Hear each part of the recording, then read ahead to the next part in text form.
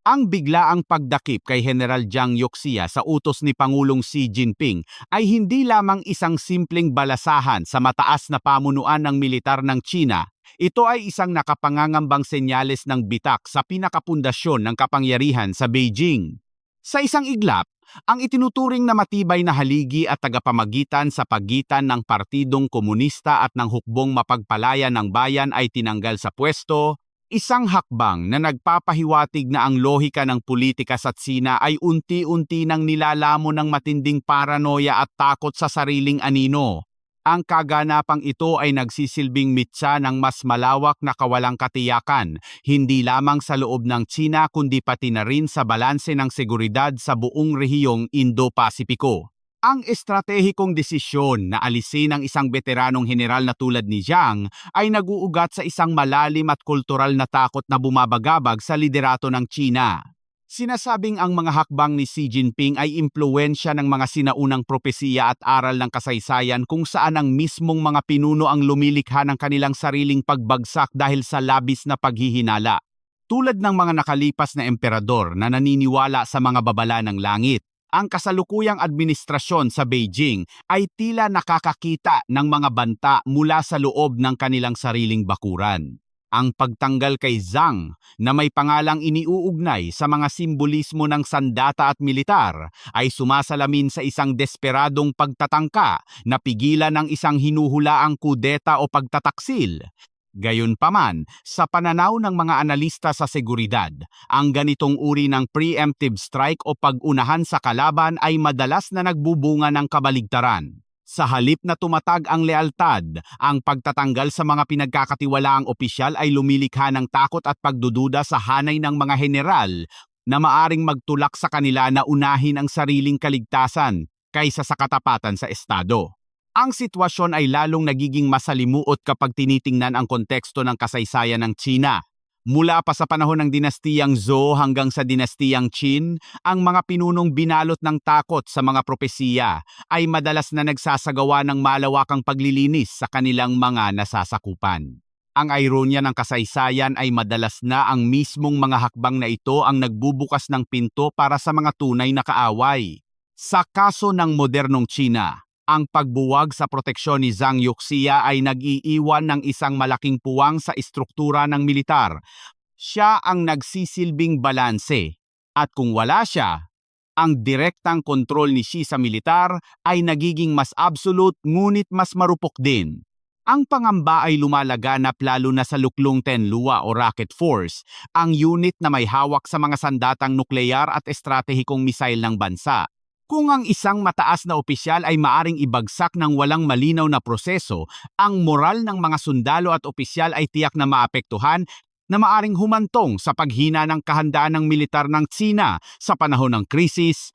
Habang ang Beijing ay abala sa internal na paglilinis sa kabilang panig ng mundo, ang Cuba ay dahan-dahan nang lumulubog sa isang krisis na maaring maging mitya ng pagbabago ng rehimen sa kanlurang hemispero.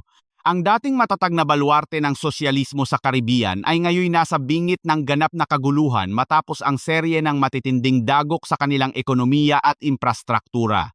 Ang babala ng Embahada ng Estados Unidos sa Havana ay hindi lamang isang formalidad, kundi isang pagkilala sa realidad na ang kontrol ng gobyerno ng Cuba ay humihina na. Ang kawalan ng kuryente sa halos buong bansa, kabilang ang kabisera, ay nagdulot ng pagkalumpo sa mga serbisyong panlipunan. Ang mga ospital, sistema ng tubig at komunikasyon ay bumabagsak habang ang kakulangan sa gasolina ay nagpahinto sa daloy ng transportasyon at kalakal. Ang pagbagsak na ito ay hindi aksidente kundi resulta ng isang mahigpit na estratehiya ng Estados Unidos. Ang desisyon ng Washington na ipitin ang supply ng langis mula sa Venezuela at magbanta ng parusa sa ibang mga bansa tulad ng Mexico na nagtatangkang tumulong sa Cuba ay naging epektibo sa pagputol ng life support ng islang bansa. Ang epekto ay agaran at marahas. Ang mga mamamayang Kubano na sanay sa kahirapan ay tila umaabot na sa kanilang hangganan na nagreresulta sa mga protesta at kaguluhan sa mga lansangan. Ang ganitong senaryo ay nagbibigay ng matinding presyur sa Havana na ngayon ay nahaharap sa dalawang pagpipilian, ang manindigan at harapin ang posibleng pag-aalsa ng bayan o ang makipagnegosasyon sa Estados Unidos. Sa gitna ng krisis na ito, ang pahayag ng Pangulo ng Estados Unidos ay nagpapakita ng isang kalkuladong diplomatikong laro sa pamamagitan ng pagbanggit sa hirap na dinaranas ng mga tumatakas na Cubano at ang pagnanais ng marami na bumalik sa isang malayang Cuba. Ipinapahiwatig ng Washington na ang layunin nito ay hindi lamang parusa kundi pagbabago. Ang pag-amin na mayroong direktang komunikasyon sa pagitan ng mga opisyal ng Amerika at Cuba ay nagpapatunay na sa likod ng matigas na retorika may nagaganap na negosasyon na maaring magtakda ng kinabukasan ng isla. Para sa mga Pilipino na nagmamasid, ito ay isang paalala kung paano ang enerhiya at ekonomiya ay mabisang sandata sa modernong digmaan na kayang magpaluhod ng isang bansa nang hindi nagpapaputok ng kahit isang bala.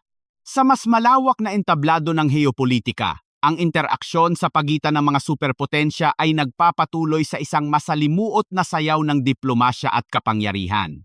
Ang tawag sa telepono sa pagitan ni Donald Trump at Xi Jinping ay naganap sa isang krusyal na sandali, ilang oras lamang matapos ang pakikipag-usap ni Xi kay Vladimir Putin ng Rusya. Ang pagkakasunod-sunod ng mga kaganapang ito ay hindi nagkataon lamang.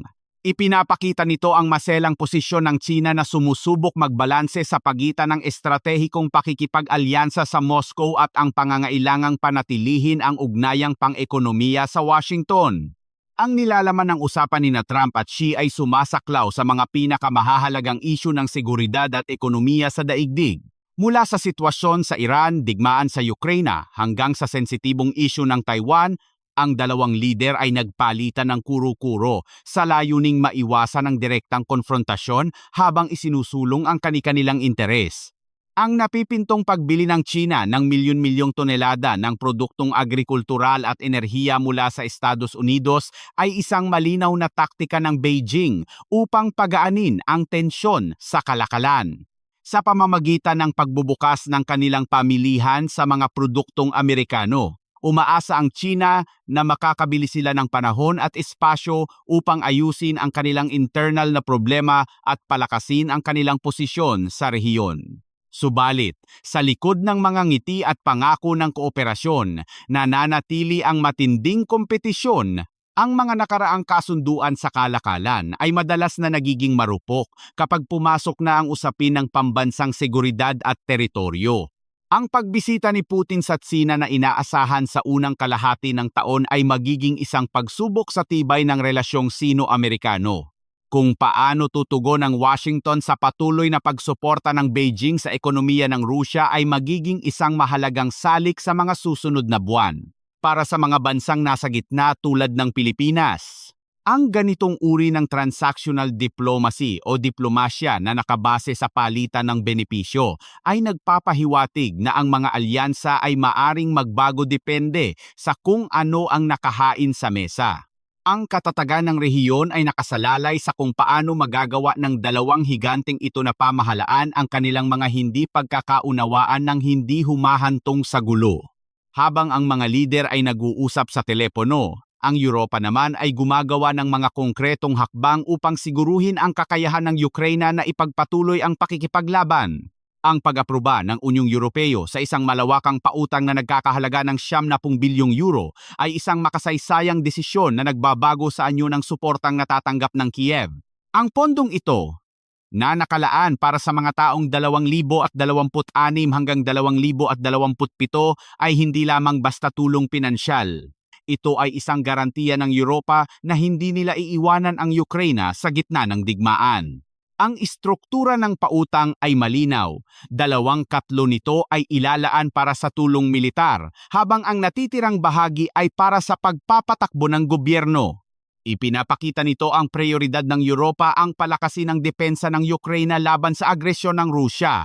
Ang probisyon na dapat gamitin ang pondo upang bumili ng armas mula sa mga kumpanya sa loob ng Europa at Ukraine ay may dalawang layunin, ang armasan ang Kiev at ang buhayin ang industriya ng depensa ng kontinente.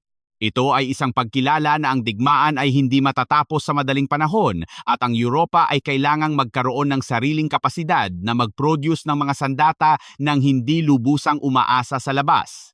Ang desisyon na pondohan ang utang sa pamamagitan ng kolektibong pangungutang ng bloke sa halip na gamitin ang mga nakapondong asset ng Rusya ay isang estratehikong hakbang upang maiwasan ang mga legal na komplikasyon na maaring gamitin ng Kremlin bilang propaganda.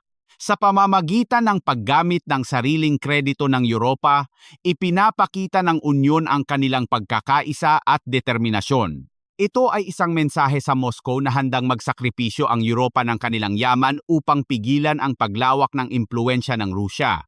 Para sa Ukraine, ang siguradong pondo ay nagbibigay sa kanila ng kakayahang magplano ng mga operasyong militar sa pangmatagalan, isang mahahalagang aspeto sa digmaang nangangailangan ng tibay at pasensya. Sa kabilang banda, ang Estados Unidos ay hindi nagpapahuli sa pagpapalakas ng kapasidad ng Ukraine sa larangan ng himpapawid. Ang matagumpay na pagsubok ng bagong uri ng cruise missile na may kakayahang umabot sa layong 400 kilometro ay isang game changer o makabuluhang pagbabago sa dinamika ng digmaan. Ang proyektong ERAM, na binuo sa loob lamang ng wala pang 16 na buwan, ay nagpapakita ng kakayahan ng industriya ng depensa ng Amerika na umangkop ng mabilis sa pangangailangan ng panahon. Ang katotohanan na ang missile na ito ay mura, mabilis gawin at may mataas na katumpakan ay nagbibigay sa Ukraine ng isang mabisang sandata upang targetin ang mga pasilidad ng kalaban na malayo sa front lines. Ang integrasyon ng mga missile na ito sa mga eroplanong F-16 at maging sa mga lumang MiG-29 ng Ukraine ay nagpapakita ng pragmatismo ng kanluran. Hindi na kailangan ng mga bagong plataporma. Ang layunin ay gawing mas mapanganib ang kasalukuyang hukbong panghimpapawid ng Kiev. Sa pamamagitan ng pagbibigay ng kakayahang tumarget ng malayo, pinipilit ng Estados Unidos ang Rusya na ilayo ang kanilang mga imbaka ng bala at sentro ng command na magpapabagal sa kanilang lohistika at supply sa mga sundalo sa harap ng labanan. Ang hakbang na ito ay bahagi ng mas malawak na estratehiya upang i-stretch o banatin ang depensa ng Rusya hanggang sa punto ng paggrupo.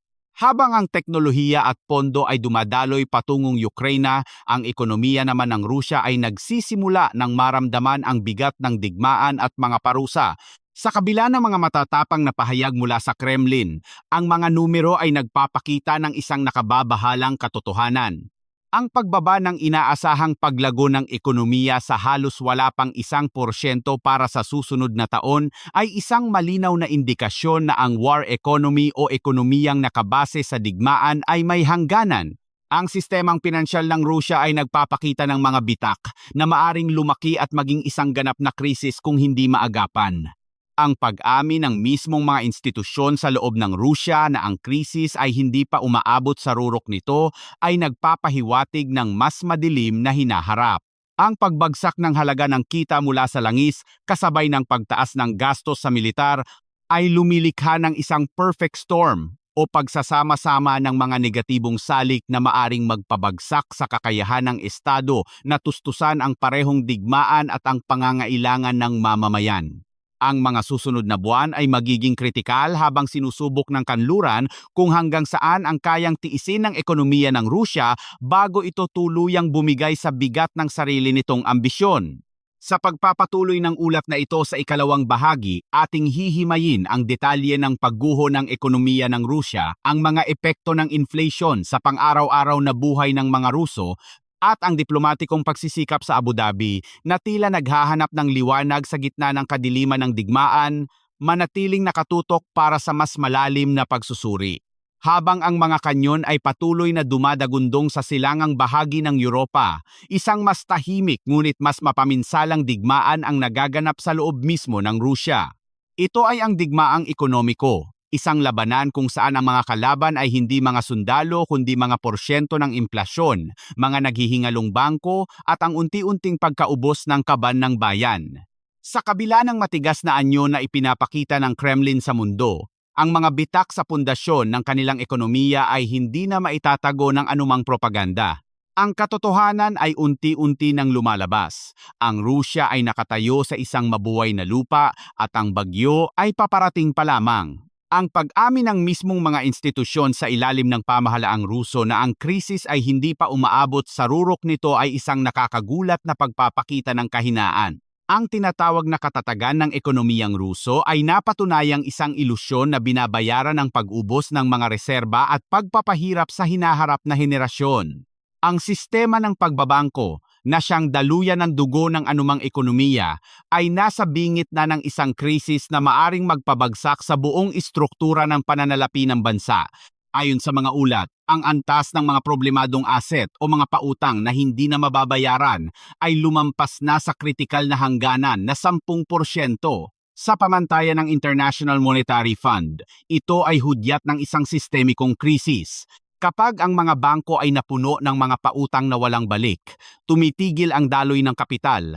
Ang mga negosyo ay hindi makahiram para magpalawak o magbayad ng sweldo at ang tiwala ng publiko sa sistema ay nagsisimulang gumuho.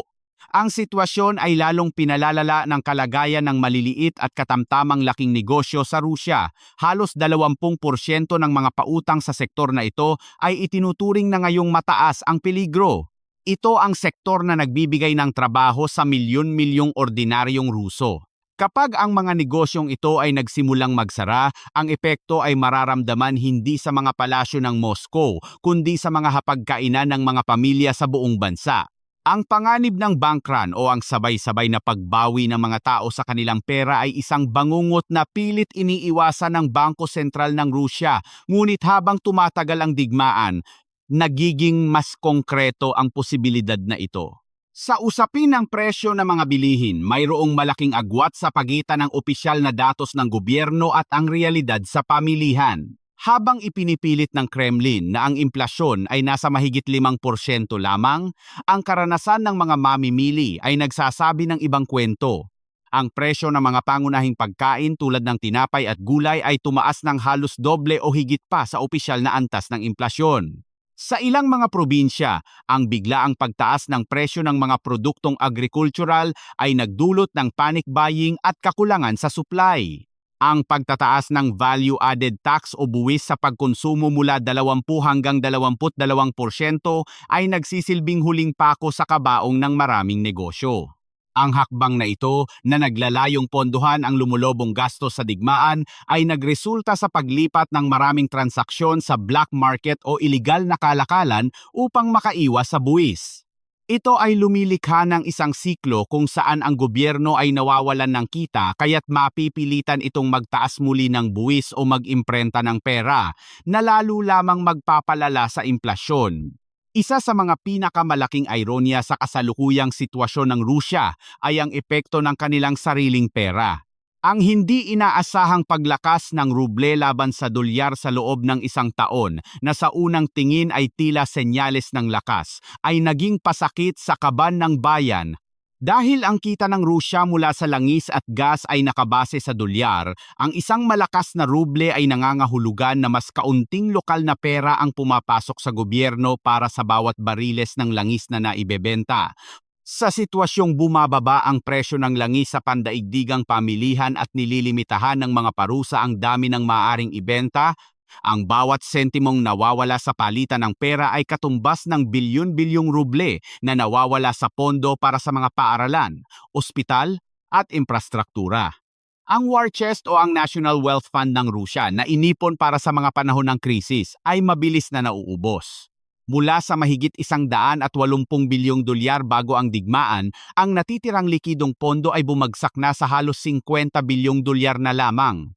Sa bilis ng paggastos ng militar, ang pondong ito ay maaring maubos sa loob ng wala pang 2 taon. Dito pumapasok ang estratehikong kahalagahan ng China. Marami sa Moscow ang umasa na ang Beijing ay magsisilbing tagapagligtas ng kanilang ekonomiya, subalit ang realidad ay mas mapait. Bagamat ang China ay naging pangunahing mamimili ng langis ng Rusya, malinaw ang kanilang posisyon, negosyo lang, walang libreng tulong.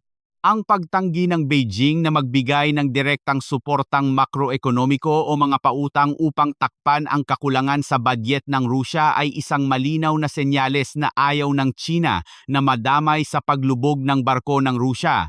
Ang estratehiya ng China ay tila nakatuon sa paggamit sa kahinaan ng Rusya upang makakuha ng murang enerhiya at hilaw na materyales, habang pinapanatili ang distansya upang hindi tamaan ng sekundaryong parusa ng kanluran. Ang kawalan ng financial lifeline mula sa silangan ay naglalagay sa Rusya sa isang countdown timer. Ayon sa mga ekonomista, mayroon na lamang silang 12 hanggang 18 buwan bago tuluyang maubos ang kanilang kakayahang pondohan ang digmaan sa kasalukuyang antas nito. Sa gitna ng madilim na ekonomikong tanawin na ito, ang diplomatikong aktibidad sa Abu Dhabi ay nagbibigay ng isang pambihirang sulyap sa maaring maging wakas ng tunggalian. Ang pagsasagawa ng trilateral na negosasyon sa pagitan ng Estados Unidos, Rusya at Ukraine sa United Arab Emirates ay nagpapakita na ang digmaan ay pumapasok na sa isang bagong yugto, ang yugto ng pakikipagtawaran. Ang pagpili sa Abu Dhabi bilang lugar ng pagpupulong ay simboliko. Ito ay isang neutral na teritoryo na malayo sa ingay ng Europa at Washington. Isang lugar kung saan ang mga seryosong usapan ay maaring gawin ng walang nakatinging mata ng media. Ang komposisyon ng mga delegasyon ay nagsasabi ng maraming bagay tungkol sa direksyon ng usapan. Ang presensya ng mga matataas na opisyal ng Ukraine sa pangunguna ng Ministro ng Depensa ay nagpapatunay na seryoso ang Kiev sa paghahanap ng solusyon, ngunit hindi sa paraang isusuko nila ang kanilang seguridad. Ang pakikipagpulong nila sa mga kinatawan ng Estados Unidos, partikular na kay Jared Kushner na manugang at tagapayo ni Donald Trump, ay nagpapahiwatig ng isang unconventional o hindi pangkaraniwang lapit sa diplomasya. Kilala si Kushner sa kanyang papel sa Abraham Accords sa gitnang silangan, isang estilo ng diplomasya na nakatuon sa mga transaksyonal na kasunduan at ekonomikong insentibo. Ang kanyang presensya, kasama ang espesyal na sugo na si Steve Witkoff, ay maaring mga hulugan na ang Estados Unidos ay naglalatag ng isang plano na hindi lamang nakatutok sa tigil putukan, kundi pati na rin sa post-conflict prosperity o ang pagbangon ng ekonomiya matapos ang digmaan. Ang focus ng mga talakayan sa security guarantees o mga garantiya sa seguridad para sa Ukraine ay ang pinakamahalagang bahagi ng negosasyon. Para sa Kiev, ang anumang kasunduan na walang matibay na garantiya na hindi na muling aatake ang Rusya ay walang halaga. Ang hamon ay kung paano ito maibibigay ng hindi direktang isinasali ang NATO sa digmaan, isang bagay na mahigpit na tinututulan ng Moscow. Ang mga diplomatikong maniobra sa Abu Dhabi ay nagpapakita na ang solusyon ay maaring hindi matagpuan sa tradisyonal na mga kasunduan kundi sa isang bagong arkitektura ng seguridad na kinasasangkutan ng mga pangunahing kapangyarihan sa mundo. Gayunpaman, ang anino ng digmaan ay nananatiling mahaba. Habang nag-uusap ang mga diplomat, ang Rusya ay naglunsad ng panibagong malawakang pag-atake, isang taktika na madalas nilang ginagamit upang palakasin ang kanilang posisyon sa negosasyon. Ang tugon ni Pangulong Volodymyr Zelensky na ayusin ang estratehiya ng kanilang delegasyon ay nagpapakita ng pragmatismo. Nauunawaan ng Ukraine na ang diplomasya at digmaan ay magkaugnay. Ang tagumpay sa mesa ng negosasyon ay nakadepende sa tagumpay sa larangan ng digmaan at sa tibay ng ekonomiya. Sa kabuuan, ang krisis na ito ay nagtuturo ng mahalagang aral para sa mga bansang tulad ng Pilipinas. Una, ang modernong digmaan ay hindi lamang labanan ng mga sundalo, ito ay labanan ng mga ekonomiya. Ang kakayahan ng isang bansa na tiisin ang sakit ng parusa at pagkasira ng infrastruktura ay kasing halaga ng kakayahan nitong magpaputok ng misail. Ang pagbagsak ng ekonomiya ng Rusya sa kabila ng kanilang yaman sa langis ay nagpapakita na walang bansang immune sa batas ng ekonomiya. Ikalawa, ang papel ng mga alyansa ay kritikal. Ang suporta ng Europa at Amerika sa Ukraine sa pamamagitan ng pondo at armas ang nagpanatili sa kanila sa laban, habang ang kawalan ng tunay na kaalyado ng Rusya ang nagpapabagsak sa kanila. Ang strategic ambiguity o ang hindi malinaw na posisyon ng China ay nagpapakita na sa geopolitika, ang pambansang interes ang laging nangingibabaw kaysa sa ideolohiya. Pangatlo, ang diplomasya ay isang laro ng pasensya at timing. Ang mga negosasyon sa Abu Dhabi ay hindi garantiya ng kapayapaan, kundi isang hakbang sa mahabang proseso. Ang mga kasunduan ay nabubuo hindi dahil sa kabutihang loob, kundi dahil sa exhaustion o pagkapagod ng mga naglalaban ng panig. Habang ang Rusya ay nauubusan ng pera at ang Ukraine ay nahaharap sa patuloy na pagkawasak, ang bintana para sa isang kompromiso ay maaring bumukas, ngunit ito ay magiging isang mapait na kapayapaan. Sa pagtatapos ng ulat na ito, malinaw na ang mundo ay nasa isang panahon ng matinding pagbabago. Ang lumang kaayusan ay hinahamon, at ang mga bagong alyansa ay nabubuo sa abo ng digmaan. Para sa mga Pilipinong nagmamasid, ang mga kaganapang ito ay hindi malalayong balita kundi mga babala at aral. Ang katatagan ng ating sariling ekonomiya, ang tibay ng ating mga institusyon, at ang talas ng ating diplomasya ang magiging sandata natin sa isang mundong lalong nagiging mapanganib at walang katiyakan. Ang digmaan sa Ukraine at ang krisis sa Rusya ay patunay na sa huli, ang seguridad ng isang bansa ay nakasalalay sa balanse ng lakas militar, tatag ng ekonomiya, at matalinong pakikipag-ugnayan sa komunidad ng mga bansa.